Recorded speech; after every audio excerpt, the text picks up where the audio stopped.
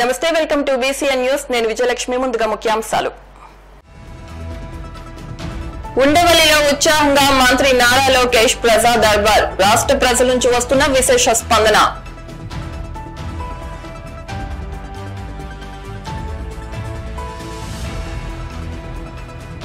కడప జిల్లా ప్రొద్దుటూరులో మంత్రి సత్యకుమార్ సుడిగాలి పర్యటన. ప్రభుత్వ ఆసుపత్రిలోని సమస్యలపై ఆరా.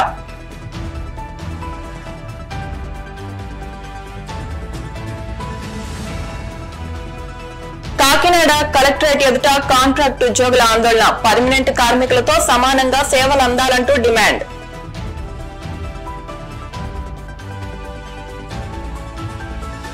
పారిశ్రామిక రంగంలో కూటమి ప్రభుత్వం కీలక నిర్ణయాలు. విశేష స్పందన వస్తోందన్న టీడీపీ ఎమ్మెల్సీ బీటీ నాయుడు.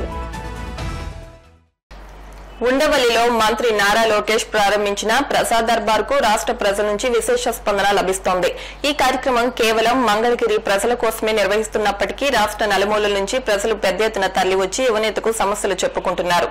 తెల్లవారుజాము నుంచే ఉండవల్లిలోని చంద్రబాబు నివాసం వద్ద పెద్ద ఎత్తున జనం బారులు తీరారు. రోజురోజుకు ప్రజల నుంచి వస్తున్న స్పందన నేపథ్యంలో రాష్ట్రంలోని అన్ని నియోజకవర్గాల్లో ఈ కార్యక్రమాన్ని చేపట్టాలని నిర్ణయించి ఆ దిశగా చర్యలు కూడా చేపట్టారు. రాష్ట్ర నలుమూలల నుంచి ఎంతమంది వచ్చినా ఓపికగా వారి నుంచి వినతులు స్వీకరిస్తూ లోకేష్ భరోసా ఇస్తున్నారు. వైఎస్ఆర్ కడప జిల్లా ప్రొద్దుటూరులో వైద్య ఆరోగ్య శాఖ మంత్రి సత్యకుమార్ సుడిగాలి పర్యటన నిర్వహించారు.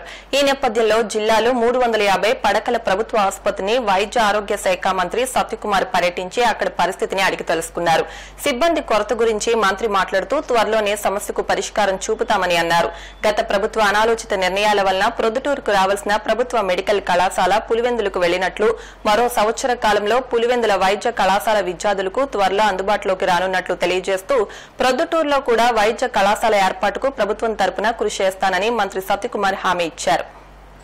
ఇక్కడ మౌలిక సదుపాయాల కల్పనలో పెద్దగా కొరతలు లేనప్పటికీ సిబ్బందికి సంబంధించి అనేక కొరతలు ఉన్నాయి. సివిల్ అసిస్టెంట్ సర్జన్ల కొరత, ముఖ్యంగా ఇది 350 పడకల ఆసుపత్రి, 380 ఫంక్షనల్ బెడ్స్ ఉన్న నేపథ్యంలో ఓపీ లోడు దగ్గర 1200 ఉంటున్న నేపథ్యంలో నర్సింగ్ స్టాఫ్ కొరత ప్రధానంగా ఉన్నట్లుగా సమీక్షలో తెలిసింది. ఇతర కొరతలు కూడా, ఉదాహరణకి బ్లడ్ బ్యాంకులో కాంపోనెంట్ సెపరేటర్స్ లేరని, బ్లడ్ బ్యాంకులో ఏసీలు లేనివి, కొన్ని చోట్ల టేబుల్ లేనివి, లేదా ఫార్మసిస్ట్ గ్రేడ్ ఉద్యోగాలు భర్తీ చేయాల్సిన విషయం గురించి కూడా ఈ కొరతలు కొద్దిగా దృష్టికి వచ్చాయి. వీటి మీద దృష్టి తొందరలోనే రిక్రూట్మెంట్ చేయడం. రీస్ట్రక్చర్ చేయకముందు 76 ఉండేది, తర్వాత రీస్ట్రక్చరింగ్ చేసిన తర్వాత 48కి పడిపోయింది. ఇప్పుడు 45 మంది మాత్రమే నర్సింగ్ స్టాఫ్ ఉన్నారు. అదనంగా నర్సింగ్ స్టాఫ్ కావాల్సిన అవసరం ఉంది. వాటిని మళ్ళీ ఒకసారి సమీక్ష చేసి అదనంగా నర్సింగ్ స్టాఫ్ను కూడా ఇచ్చే ప్రయత్నం చేస్తాం. అదేవిధంగా మౌలిక సదుపాయాల కల్పన కోసం ప్రభుత్వం ఇక్కడ మెయింటెనెన్స్ కోసం, బిల్డింగ్ మెయింటెనెన్స్ కోసం, లేదా అంతర్గత రహదారుల కోసం 20 కోట్లు మంజూరు చేయడం జరిగింది. 21 కోట్ల దాకా. దానికి తొందరలోనే ఈ నెల రోజుల లోపలే టెండర్లు పిలిచి రాబోయే సంవత్సరం లోపల ఈ మెయింటెనెన్స్ పనులు కానీ, లేదా అంతర్గత రహదారులు కానీ, ఇతరత్ర పనులు, ఆప్థాల్మిక్ బ్లాక్ కూడా మెయింటెనెన్స్ చేయాల్సిన అవసరం కానీ, కొత్త బ్లాక్ నిర్మించాల్సిన అవసరం గురించి కూడా సూపరింటెండెంట్ గారు దృష్టికి రావడం జరిగింది. వాటిని కూడా ఒక సంవత్సరం లోపల ఖచ్చితంగా పూర్తి చేస్తాం. ప్రధానంగా ఇక్కడ కొన్ని అనాలోచిత నిర్ణయాలు జరిగి ఉన్నాయి. ఈ ప్రధానంగా మెడికల్ కళాశాల గురించి ఇక్కడ ప్రజల చిరకాల వాంఛ. ప్రొద్దుటూరు లాంటి పట్టణంలో, ఎందుకంటే ప్రధాన పట్టణం కడప జిల్లాలో, కడప తర్వాత ఇక్కడ ఒక మెడికల్ కళాశాల బాగుంటుందని అందరు కోరుకున్నారు. ఏ రకంగా చూసినా కూడా పట్టణ సైజును బట్టి కానీ, జనాభా దృష్ట్యా కానీ, ఇతర మౌలిక సదుపాయాల కల్పన దృష్ట్యా కానీ, ఇతరత్ర విద్యా సంస్థల విషయంలో కానీ ఏ రకంగా చూసినా ప్రొద్దుటూరు మెడికల్ కాలేజీకి ఒక అనువైన ప్రాంతంగా ఉండేది. అయితే గత ముఖ్యమంత్రి తన అనాలోచిత నిర్ణయం కారణంగా తన సొంత నియోజకవర్గానికి తీసుకెళ్లడంలో తప్పు లేదు, కానీ అక్కడ ఈ వసతులు ఉన్నాయా లేదా, ఫ్యాకల్టీ వస్తుందా లేదా అనే ఆలోచన చేయకుండా అక్కడ తీసుకెళ్లడం కారణంగా ఇప్పుడు అక్కడ ఇబ్బందులు ఉన్నాయి, అక్కడ ఫ్యాకల్టీ డెఫిషియన్సీ ఉంది. ఆయన ముఖ్యమంత్రిగా ఉంటూనే ఫ్యాకల్టీని తెచ్చుకోలేకపోయారు. 40% అక్కడ డెఫిషియన్సీ కొరత ఉంది. కాబట్టి అక్కడ కూడా ఎన్ఎంసీ అనుమతి నిరాకరించింది. అదే ప్రొద్దుటూరు పట్టణంలో అయితే ఖచ్చితంగా అనుమతి వచ్చేది, ఫ్యాకల్టీ కూడా ఇక్కడ వచ్చే అవకాశం ఉండేది. సిఐటియు పిలుపు మేరకు కాకినాడ జిల్లా కలెక్టర్ కార్యాలయం వద్ద కాంట్రాక్టు ఉద్యోగులు, పారిశ్రామిక కార్మికులు, నాన్ పర్మనెంట్ కార్మికులను రెగ్యులర్ చేయాలని డిమాండ్ చేస్తూ ఆందోళన నిర్వహించారు. అనంతరం పలు సమస్యలతో కూడిన వినతి పత్రాన్ని జాయింట్ కలెక్టర్ రాహుల్ మీనాకు అందించారు. ఈ ఆందోళనను ఉద్దేశిస్తూ సిఐటియు జిల్లా అధ్యక్షులు దువ్వా శేషబాబ్జీ, 104 ఉద్యోగుల సంఘం రాష్ట ప్రధాన కార్యదర్శి చాట్ల రాంబాబు, అర్బన్ హెల్త్ సెంటర్స్ ఉద్యోగుల సంఘం నాయకులు గెద్దాడ సత్యనారాయణ, సెకండ్ ఏఎన్ఎం సంఘం జిల్లా అధ్యక్షురాలు Suryakumari, panchayati workers and employees union జిల్లా కన్వీనర్ మేడిశెట్టి వెంకటరమణ మాట్లాడుతూ పర్మనెంట్ ఉద్యోగులు చేసే పనినే కాంట్రాక్ట్ ఉద్యోగులతో చేయిస్తున్నప్పుడు పర్మనెంట్ ఉద్యోగులకు ఇచ్చే అన్ని సదుపాయాలు కాంట్రాక్ట్ కార్మికులకు కూడా ఇవ్వాలని డిమాండ్ చేశారు. కార్మికుల భద్రత, ప్రమాదాల నివారణకు అన్ని పరిశ్రమల్లో సేఫ్టీ ఆడిట్లు నిర్వహించాలని కోరారు. ఈ కార్యక్రమానికి AP anganwadi workers and helpers union జిల్లా ప్రధాన కార్యదర్శి ఎరుబండి చంద్రావతి, ఆశా వర్కర్స్ యూనియన్ జిల్లా ప్రధాన కార్యదర్శి చంద్రమళ్ల పద్మ ఉద్యోగుల శిబిరానికి మద్దతు తెలియజేశారు. సిఐటియు యూనియన్ పిలుపు మేరకు జిల్లా తూర్పుగోదావరి జిల్లా కలెక్టరేట్ ఆఫీస్ వద్ద సెకండ్ ఏఎన్ఎంలందరూ కూడా ధర్నాకి పాల్గొనడం జరిగిందండి. మా ప్రత్యేక డిమాండ్లు ఏంటంటే, మమ్మల్ని ఎన్నో సంవత్సరాల నుంచి 18 సంవత్సరాల నుంచి కాంట్రాక్ట్ బేసిక్ మీద మేము ఉద్యోగాలు చేస్తున్నామండి. మాకు ఇప్పటి వరకు పర్మనెంట్ లేదు. అలాగే మాకు సమాన పనికి సమాన వేతనం కూడా ఇవ్వలేదండి. ఎంటీఎస్ కూడా అమలు చేయలేదు.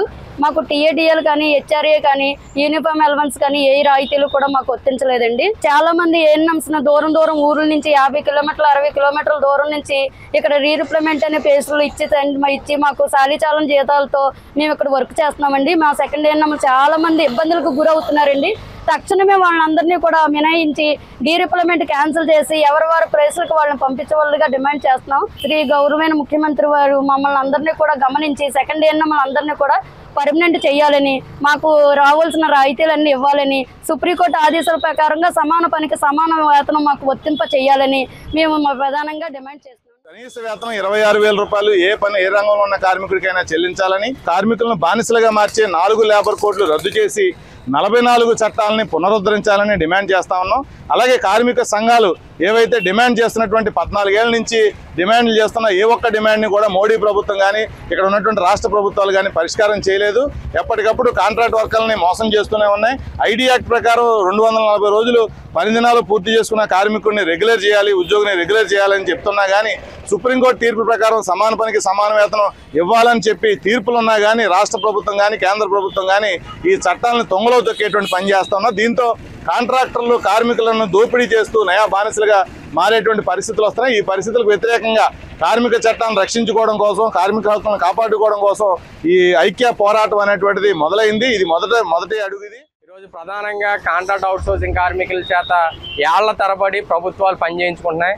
ఈరోజు జీజీహెచ్లో పనిచేస్తున్నటువంటి శానిటేషన్ కార్మికులు ఏళ్ల తరబడి అదే కాంట్రాక్ట్ వర్క్ చేస్తున్నారు. కానీ వేతనాలు మాత్రం చాలీన వేతనాలతో పనిచేస్తున్నారు.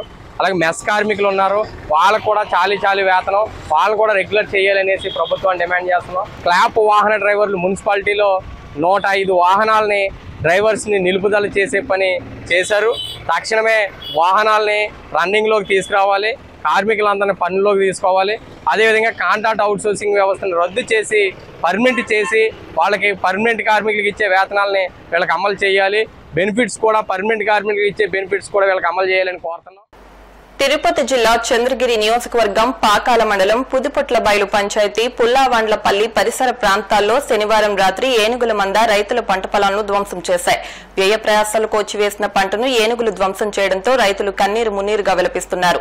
ఏనుగుల దాడితో రైతులు, ప్రజలు తీవ్ర భయాందోళనకు గురవుతున్నారు. అధికారులు స్పందించి ఏనుగులు తమ పంట పొలాలను పాడు చేయకుండా చర్యలు తీసుకోవాలని వేడుకుంటున్నారు. కడప జిల్లా వేముల కొత్తపల్లిలో దారుణం జరిగింది. వీఆర్ఏ నరసింహపై బాంబుతో దాడి చేయడంతో ఆయన అక్కడికక్కడే మృతి చెందగా భార్య పరిస్థితి విషమంగా మారింది.